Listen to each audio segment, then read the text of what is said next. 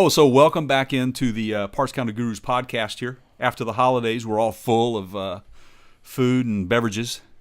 Hope Christmas was good to you, Keith. Was it? Yeah, it was great. What if somebody's listening to this in July? I just completely deflated your your steam there. Well, you know what? Sorry, buddy. If you're listening, right. If you're listening to this in July, then you're late. So, yes, Christmas was good. We both got some cool toys that I think we want to talk about soon.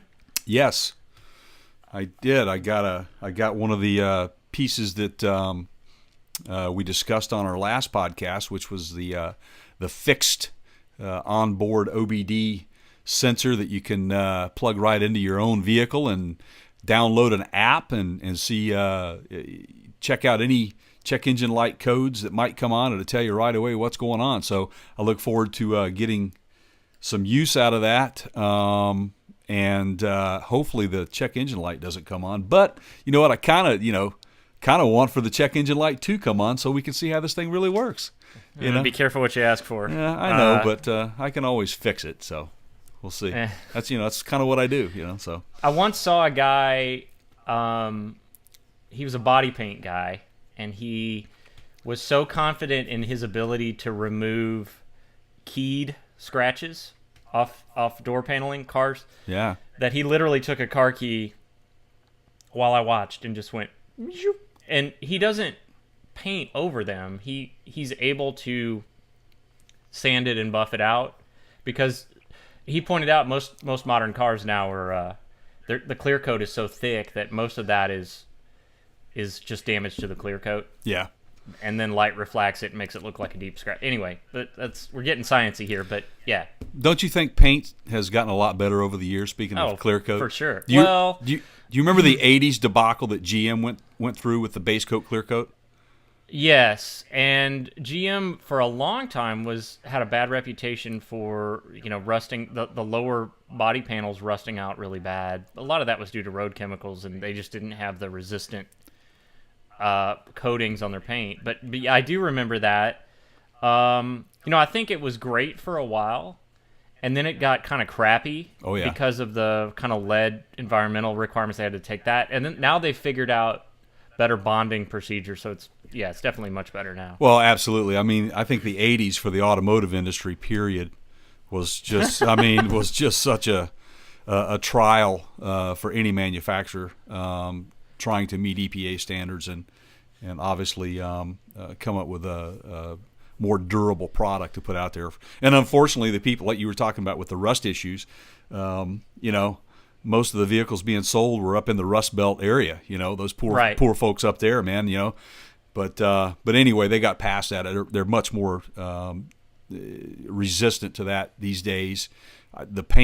The paint quality is incredible these days, and then plus the undercoating and all the protectants that they put on these things, undercar is pretty incredible. Plus, there's a lot of aftermarket stuff out there too you can do yourself that will for sure will certainly help. And I've actually done some of that. There's some chemical bonding stuff that you can put on it. It bonds at the molecular level to the paint, and you can apply. It's kind of like a once application, or once every 2 or 3 years, but it's we can get into some of that in future because I've played around a little bit with that. But you made me think of something here. So generally speaking, every time there's a regulatory change that affects automotive manufacturing, you typically have 5 to 7 years before that implemented change stops sucking in terms of auto. So, like in the 80s, right? So, just catalytic converter mandate. Oh. And then you just had crap for horsepower for 5 to 7 years. Oh, God, right? awful. And then we've got this whole diesel thing that's been going on with the EPA, and they've had to heavily restrict. They're basically venting the exhaust from the diesel back into the engine intake, and it's just blowing that carbon. So it takes. So they have to implement the mandate, and then 5 to 7 years later, they kind of got it all worked out. Same thing with gas mileage regulations. They kind of crippled horsepower for a good while to just meet those EPA restrictions. Well, and this is true, and then sometimes too, though, Keith. In the engine component business, you were talking about the heavy duty diesel market. The aftermarket has actually had to go in and kind of come up with their own materials to kind of, especially when it comes to valve train. It seemed that when it was in the early 2000s, and I think it was the On-Highway Act that came about that time, where they were removing sulfur out of the diesel fuels. They had low sulfur, now it's ultra low sulfur diesel. Right. And they're doing this in increments, obviously, enforcing the manufacturers to comply.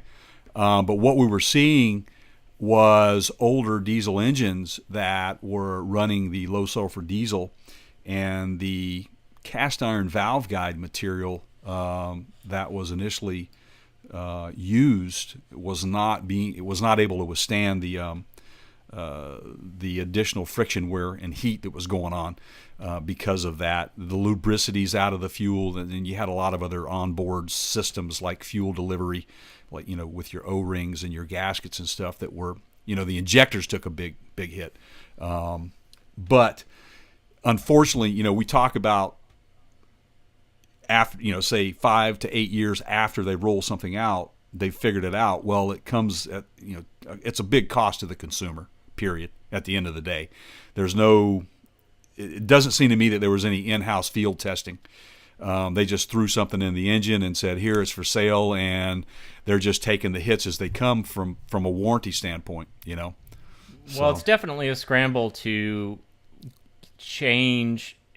implement any major change in one model year. Oh. Just with the way that the manufacturer, it's just, that's a real challenge. And something that I wish, as I say this, I'm trying to think through this and make sure that I'm not wrong. And this is a little bit of an opinion, but something that the automotive industry has never been able to get right, I don't want them to try to get it right. I want them to stop trying to get it right and let someone else handle it.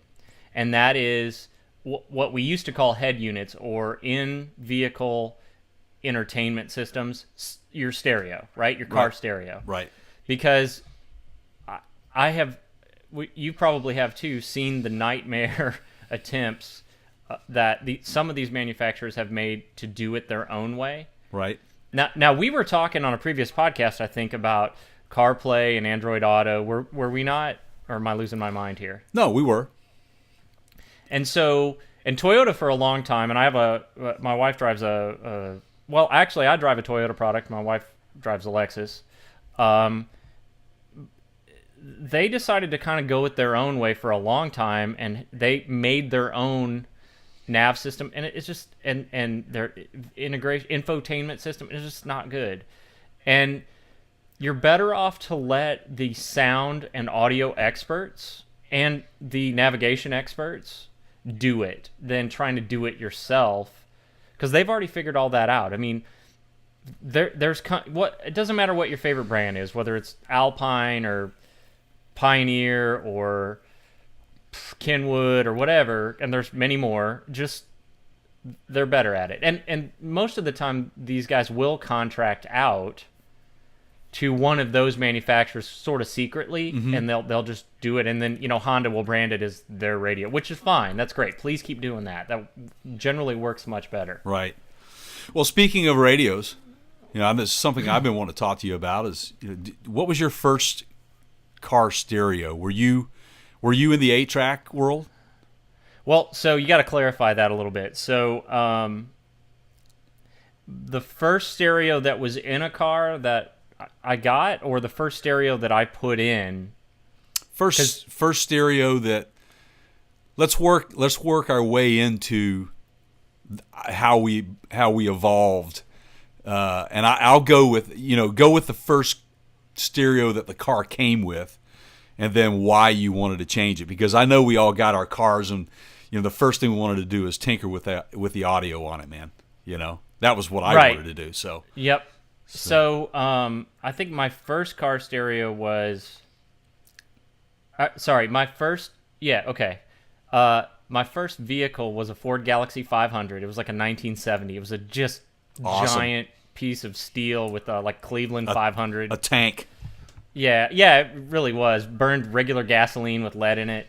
Right. And just AM FM, man. Crank windows, AM FM radio. That was it. Had the buttons that you push in. Oh, yeah. And it would move the needle to the preset. What There was the brand on that by chance? Was that Philco? was a Ford.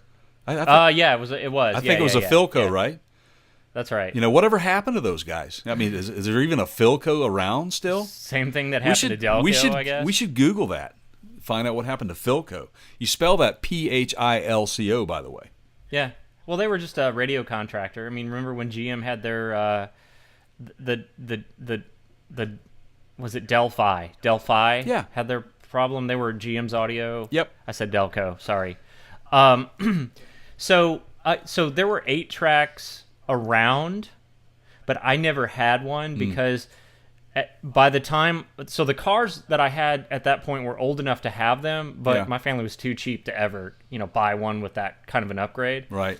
So then I went and bought like basically, I mean, anything was a step up, right? From that thing. I think I got like some Jensen at Walmart, and Oh man, I had a Jensen, Kraco. Yep. Yeah, you name it. Yeah. So what was your first car stereo? My first car stereo, and I'm going to ask you the same question. You're talking about what my car came with, or my actual install? Start with what the first car you had came with, and then if you didn't replace that, what's the first time that you did a replacement? Okay.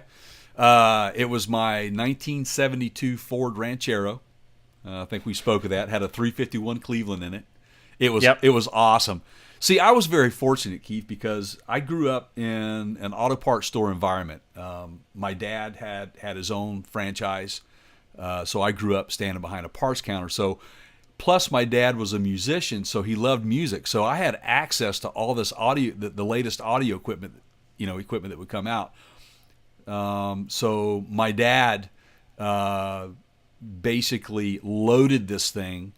It was a Kraco, and it was an 8-track, and I had these huge speakers behind the seat. Now remember, you had trunks. Well, what you're gonna say? No, there was no trunk, man. I mean, I had a Ranchero, Ford right, Ranchero, yeah. right? So I had the big bench that the big bench seats. Some of them came with split benches, some of them had bench, and we eventually put buckets in it. But we had these big, huge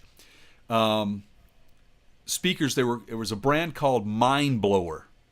Yeah. You remember those guys? Yeah. They quickly went out of business. You want to know why? Because they gave a lifetime guarantee on the speakers.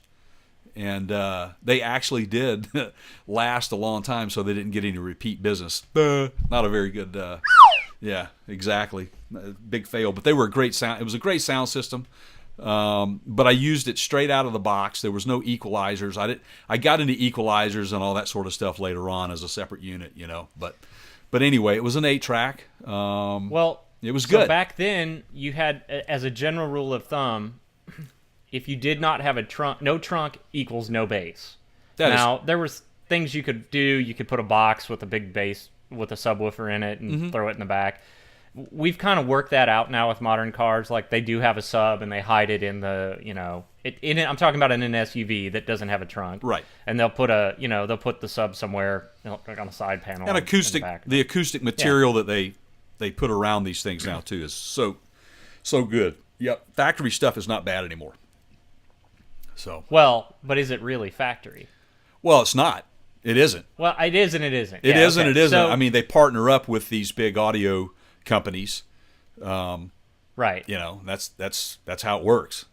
And now we're to the point with integration where, the partnerships have gone. I mean, okay, so you've got HD radio, you've got satellite radio. Most because they're scared to omit someone from their demographic. A lot of cars still have CD players in them. Right. And then, of course, you've got, which we've previously talked about, your smartphone integration. Almost said iPod integration, which that is a sticking point that I'm going to get to in a second. Yeah. But so you've got all these different ways to integrate, and used to be, you'd go buy your head unit, and then you'd have to buy the add-on for XM, and then you'd have to buy the add-on for, you want HD radio, and now they're just putting it all in there.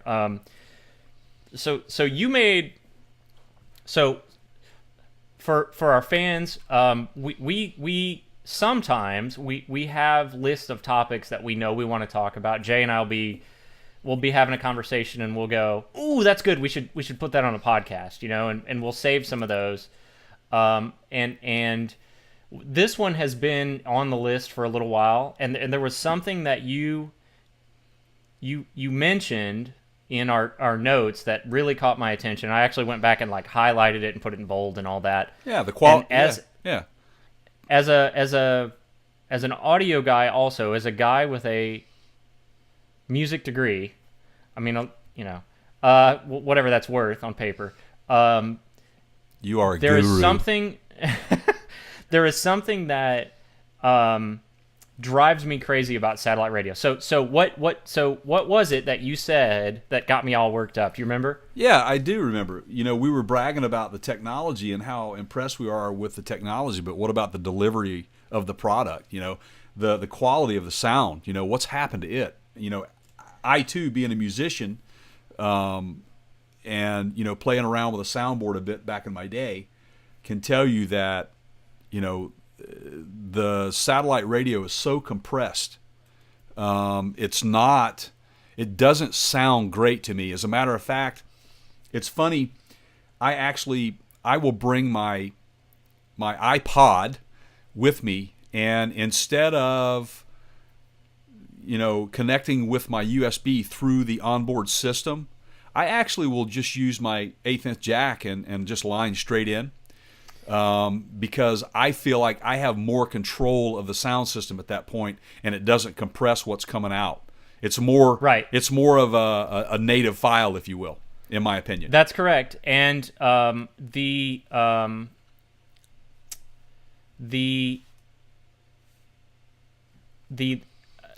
sorry, I'm stumbling around here. The quality of audio goes from good, better, best. So you have kind of satellite, and then you have Bluetooth streaming from your phone, but that is still slightly compressed. And then you have your native, your jack, which unfortunately a lot of the manufacturers don't include anymore. That's going to be your best sound. Now, for people that don't understand compression, and this is, I was thinking about this before the podcast, and this is going to be my best effort to summarize this, but because you got to realize, Jay, some people don't hear this. They just turn on their satellite radio, sure, and it's not audible to them. Yep. Now that we've talked about it, you will probably notice it. Satellite is great for talk radio and sports, but when you put high-fidelity music through it, you have to remember that they're literally beaming this music to you from outer space, from a satellite in outer space, right? Yep. So they have limited amount of bandwidth. It's kind of like Netflix. It's kind of like streaming video. They have to make that. They can't. They would be too choppy, and it would break up, and you would lose segments. And so they have to compress that signal down as tight and make it as small as possible to get it to your car without you losing the song, while you're driving.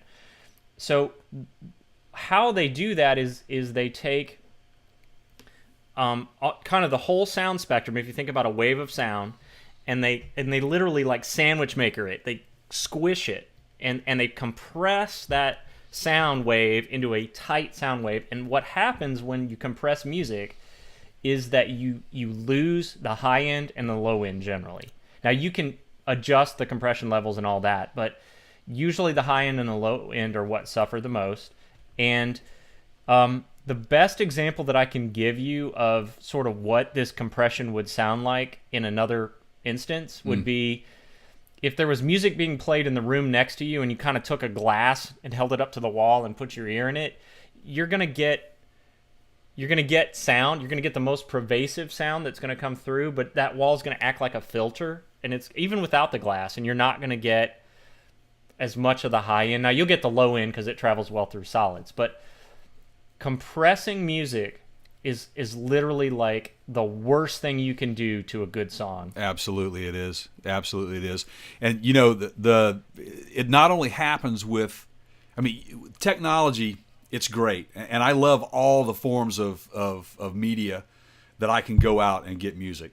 It's fantastic. It's at your fingertips. I had a guy. I asked him the other day, "Hey man, I got the new hey Alice in Chains. Here's a thumbs up. I got the new Alice in Chains album. It's called Rainier Fog, which by the way I would give it about a I'm gonna go 7 out of 10 stars on that one. I would agree with that. I have it as well, and I at your recommendation, I think. And, Jerry Cantrell's incredible, man. He's just such a great guitar player. Anyway, that's a whole other subject. But you know, not only with the I asked the guy, I said, "Hey, did you get this new album?" And he goes, "No, I don't need it. I can just get it on Spotify." I'm like, "What?" You know, see, I'm a guy, I'm old school. I would like to go out and buy the CD. Yeah. Or, I mean, even with iTunes, you can download the full package to where you get, you know, the liner notes and all that stuff. I like that. You know, as a kid growing up, man, I couldn't wait to go down to the store when a new album was coming out and just go in and just buy the album, the vinyl.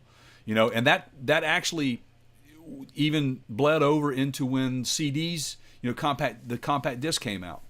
I actually liked the compact disc. It was great. They were able to get a lot more liner notes in those things, you know, you look at a cost standpoint, it was, you know, that sort of information was pretty cheap to put out there. But I think that, you know, unfortunately, as a modern day artist, they'll never have that following that the older artists had. You know that. So we have this dilemma now, which is it is a much more prevailing concept than just music, which is quantity over quality. Right. And so, you know, you've got 300 streaming satellite radio channels, and I'm a customer, you know, but the compression drives me crazy. But hey, you've got so many channels, right? And you've got, you know, growing up in an era where there were, you know, 3 or 4 or 5 network television channels, and now you've got, I mean, I was the remote control back in those days. So, by the way, you had to get up and change the channel. Oh yeah, that was my job. So I mean, and HDMI, don't get me started, right? So HDMI was introduced as a seemingly simple connectivity tool to watch high definition video. It was actually a copyright protection medium, but the picture quality turned into when we switched to HDMI. So I mean, you know, you can't. I mean, I'm just, this is such a sort, and it's the same with satellite radio. You know, we've got now HD radio is trying to go the opposite direction, right? You know what? Let me ask you a question on the HD radio. Now, this is my opinion. I have listened to the HD radio over the satellite radio. Yeah. You know, like in a rental car. Right. And I'm impressed with the quality of the sound of the HD radio.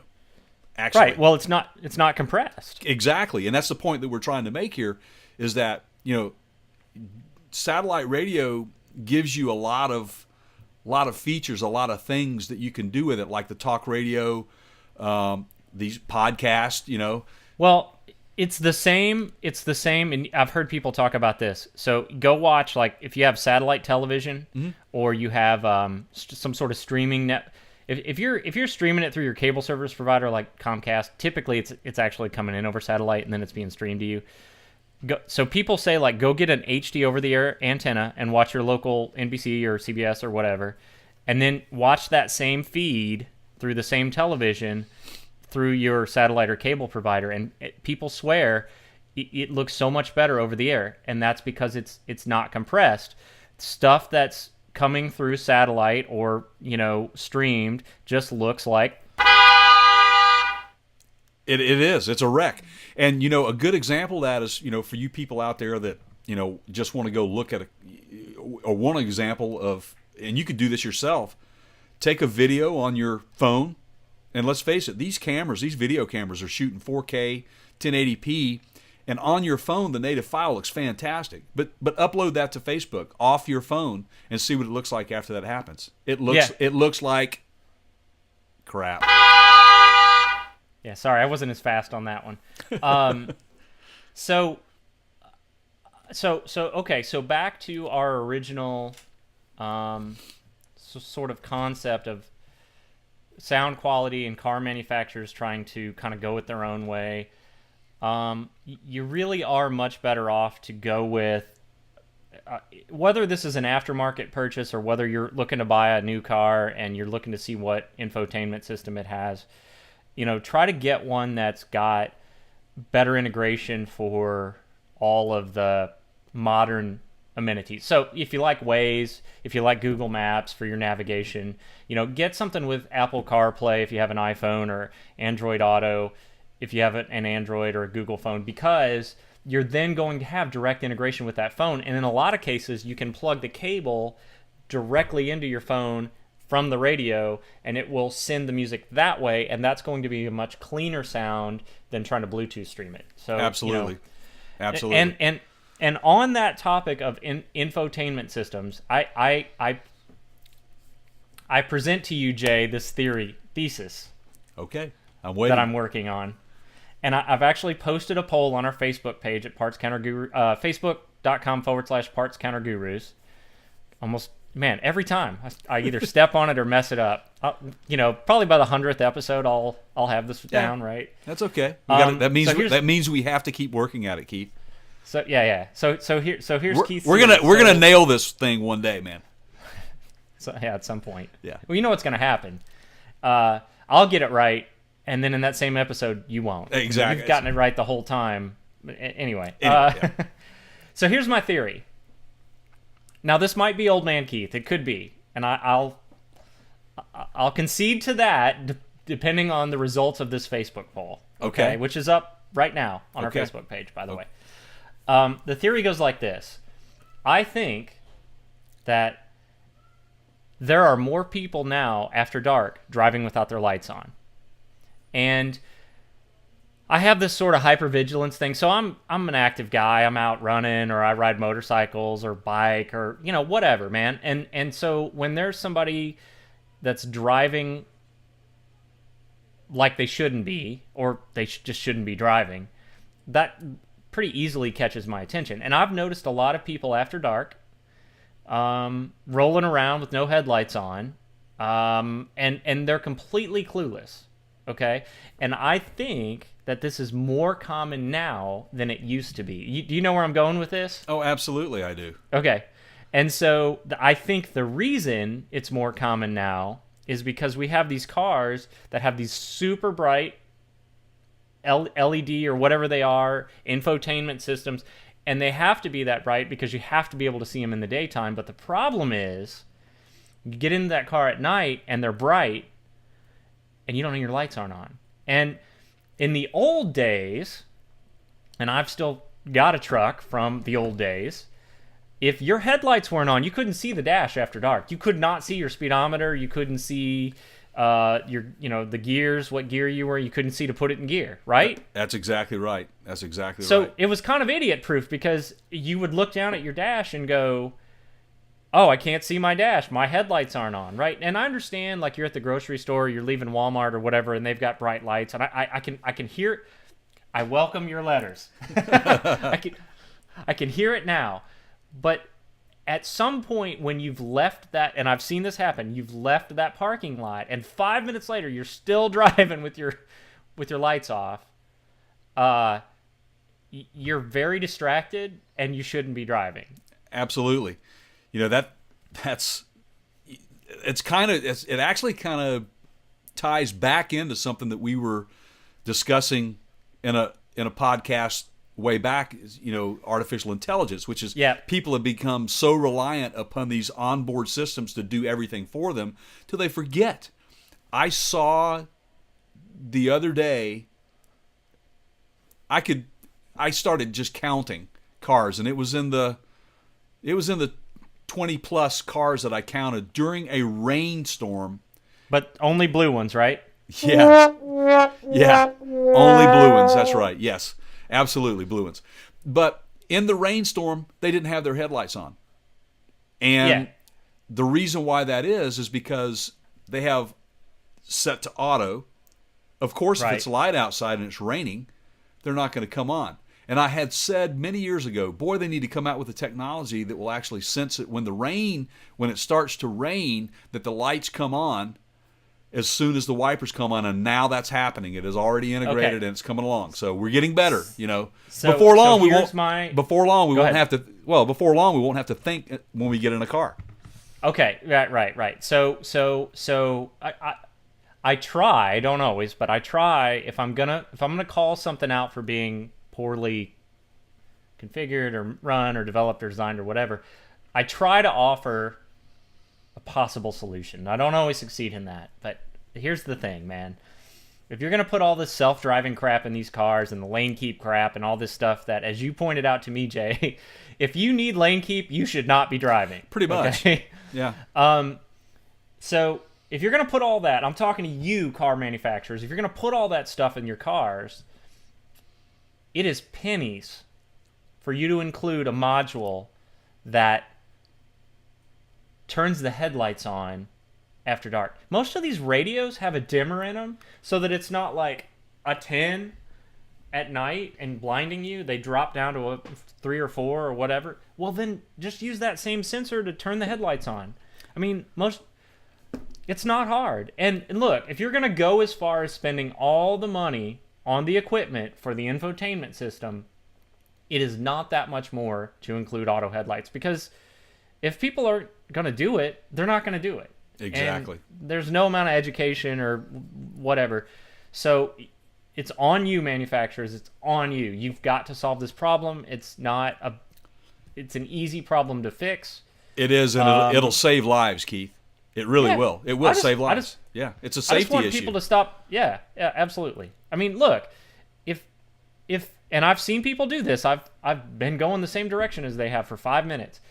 If 5 minutes later they're driving down the road and they still haven't figured out to turn their headlights on, it ain't happening, man. Right. I mean, is there? So call me ignorant, if you will, in this particular area. And I try to keep up with most modern technology that's available to the average consumer. I'm not talking about Elon Musk. I mean, he can do anything he wants to. He's got enough money to do it. And he can develop. What was the guy in Austin Powers that Dr. Evil had his own layer and right, like unlimited funds. Exactly. Yeah. Not so everybody but him, right? So here's my question to you. I mean, we have Siri, we have that on the Apple products. What's the Android version of that? What is it? It's just Google. It's Hey Google. Hey Google, and then you've got Okay, Alexa Google. On Amazon, And all then that. Right. Cortana on Windows. Yep, Cortana. yep. Okay, we have all this stuff, but is that incorporated into any modern day vehicle that the average consumer could purchase, to where when they're in the car and they are, very, if I'm driving, I am a focused person. I don't know about you out there, average person, but me, I take it very seriously. And I mean, to the point to where I don't even like to talk sometimes to people. My question is there an onboard system available to where you can say headlights on or wipers on? Or, I mean, don't we have the technology to do that? Why are we not doing that already? Yeah. Well, it's going to increase the cost of, and you know this better than I do, of the sale price of that automobile. And everybody's trying to, so they have their demographic and they have their class, and you even hear them say, best performance or gas mileage in its class, right? And so Toyota, there's a Toyota that model, like I'm gonna just say like the Camry competes with the Honda Accord, competes with the Ford Fusion, right? Yeah, competes with. So those are all light class automobiles. Exactly, right? mid-level. Yeah. So Ford's not going to be the first one to implement it because it's going to make their price go up, and they will lose a certain amount of competition. because of that, if they're price focused. Now, you could make the case that your higher end automobiles, which is usually where this stuff starts, It right? does, yeah. Would implement that, and I wish they would. Yeah. Well, they did it. I mean, for example, what was it like in 2018? All vehicles had to have a rear camera, a backup camera. Is that right? Right. Yeah. Well, whatever. I'm not sure of the year, but that was a mandate. Yeah, at some point. it became a standard. It was no longer an option or a wish list item. It became, the NTSB said, we've had so many people get run over. And again, this goes back to me. Look out your window, man, or walk around the car before you leave to make sure there's no kids playing behind your car, for crying out loud. But anyway, if you're going to reduce the hazards of the road, people are already being fined enough for, they can't use their phones. The texting. Voice control. The ability that we have, the technology that's out there, the voice control will save people's lives. But I will say that there's one side to that even I am guilty of it, and I have even said to my wife as she's called me, "Hey, I'm driving and I'm hands free." I still say to her, "Hey, I'm driving, so let's make this short. If is it an emergency? What's up?" And we say our piece and we're done. But I have taken that phone call on my commute into my office in the mornings, which used to be about an hour to an hour and a half. And I would say, call Dad, or, be my phone call of the week for my dad. And I'd be on the phone for an entire hour and get to work and go and look and go, okay, I don't even recall specific location that I was at. How did I get here this quick? That's pretty bad. I'm guilty of it, but I guarantee you, I am not the only person guilty of that. Oh, we've all done it. Yeah, absolutely. Okay.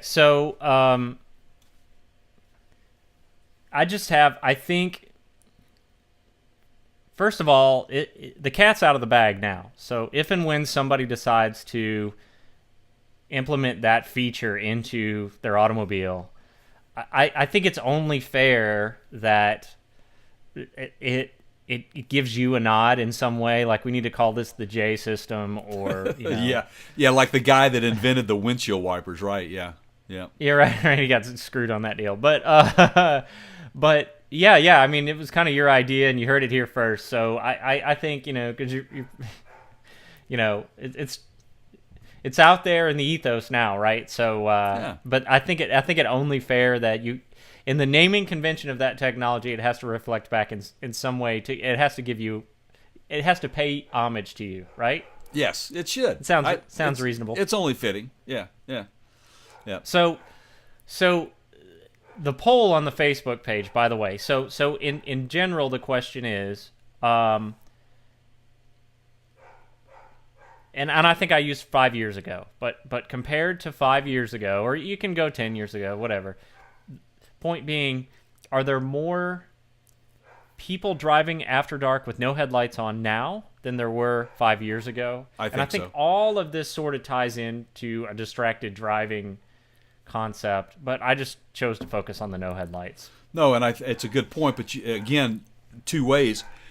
The headlights at night, and you're right, those systems, the infotainment systems that are in these cars, they illuminate so brightly. And at nighttime, I have to turn mine down, just to reduce the glare. But you know what? I'm the phone, wallet, keys guy, man. I mean, I'm going through every, checkpoint, check this, rudders, whatever, flaps down, oil. We got pressure. I'm that guy. But I'm old school. I'm more of a phone, wallet, keys, passport guy. But phone, wallet, keys, passport. Okay. Well, phone, wallet, key. Oh yeah. Oh, I do. Okay. Oh yeah. Sandman. Yeah. I got my phone, wallet, keys. It used to be so easy. Anyway, that's my rapping career. That's as good as I get. If, by the way, Sandman, I'm going to give you some props on that. I watched that special. It's awesome. And love the Chris Farley section. That was nice. That piece on Chris Farley was great. I advise everybody to watch it. Anyway, but right on now Netflix. it is on Netflix, and right now you're watching Parts Counter Gurus on podcast. Maybe we'll be on Netflix one day. That'd be nice. Maybe So- you'll be able to get in your car and say, Parts Counter Gurus podcast. Well, yeah. And you can listen. We're pretty close to that now. Like you can, I know with some of the smart home, like with the Amazon Echo and the Google Home or whatever it's called, you can say, listen to, and then name the podcast, and it'll usually go get you the most recent episode. Mm-hmm. On the Amazon side, you have to enable the skill, but I mean they can all do it. Yep. Pretty So, amazing. do you want to? I guess we should probably wrap this up soon. Yeah, we should. So, Is that- but back to how we started, which was what we started with and where we are now. I have, and you have as well, seen a major change in audio technology in the auto industry. Oh yeah, And yeah. not just the auto industry, but every facet of sound, of audio there is out there. But I think that even over the last 5 years, I think they've gotten better. Like we were talking, I have a 2014 fourth generation Mini Cooper S, and it's loaded with it's got 10 speakers in it. It's got a sub under each seat, each front seat.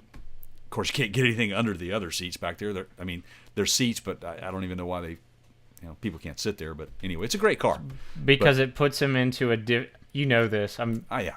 I feel the need to comment so that they can market to a certain demographic that checks boxes during their car search and says if it doesn't have a back seat, I won't consider it. Correct. And that's a Same- whole that's that's the Mustang problem. That's another. You know what?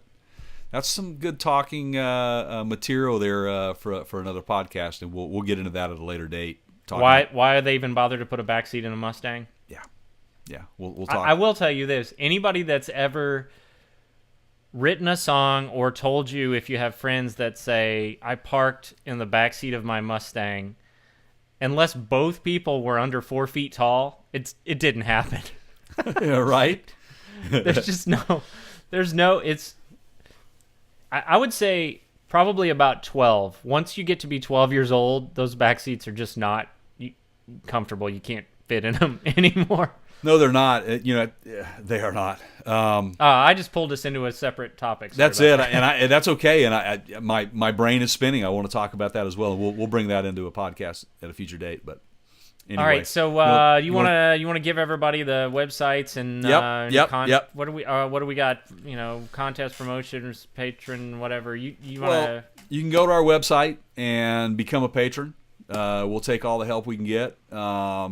Just go to www.partscounterguru.com.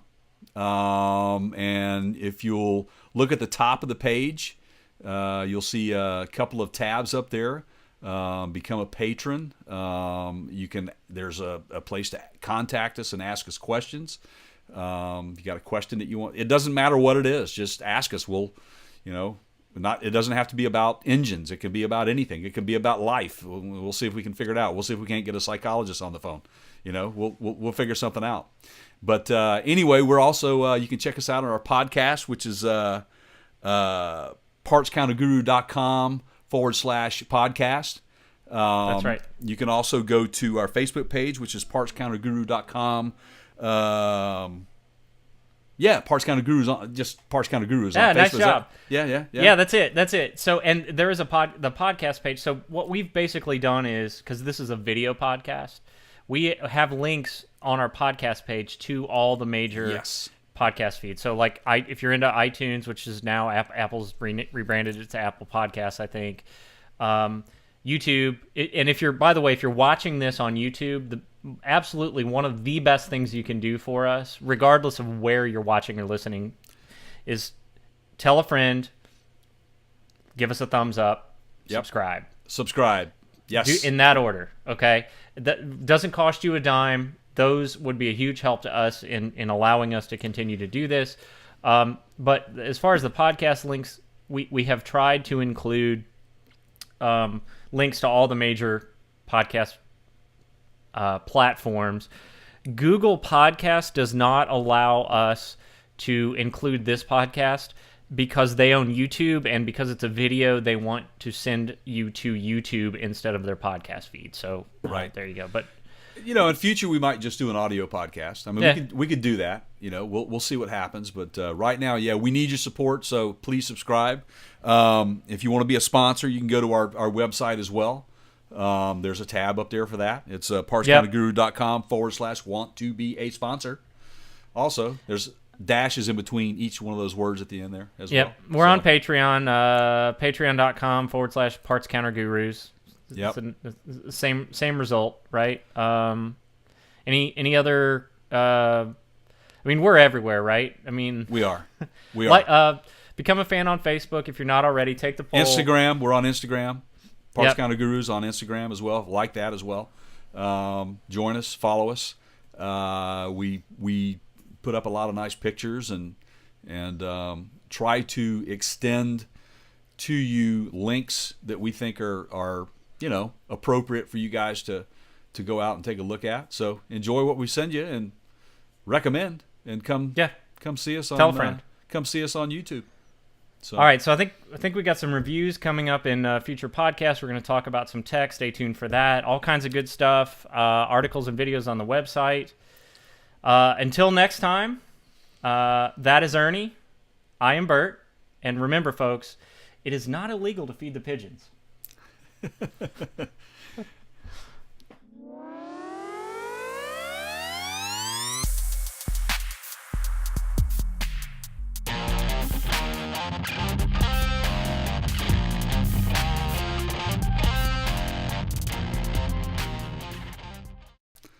Okay. All right.